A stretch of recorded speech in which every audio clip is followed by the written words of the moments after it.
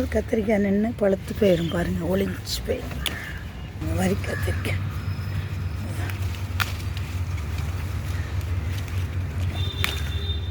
கத்திரிக்காவுக்கு பஞ்சமே இல்லைங்க பாருங்கள். இதெல்லாம் இன்னும் நாள் ஆகும், ஒரு வாரம் ஆகும்.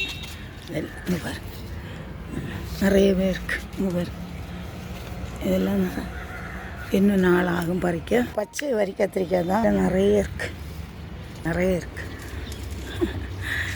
இது ஒரு பைலட் செடியை பாருங்க, நிறையவே இருக்குது.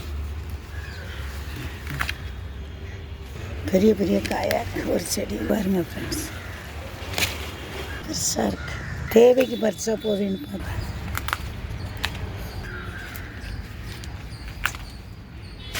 எவ்வளோ காய கத்தரிக்காய் பாருங்க, 1 கிலோ இருக்கும்.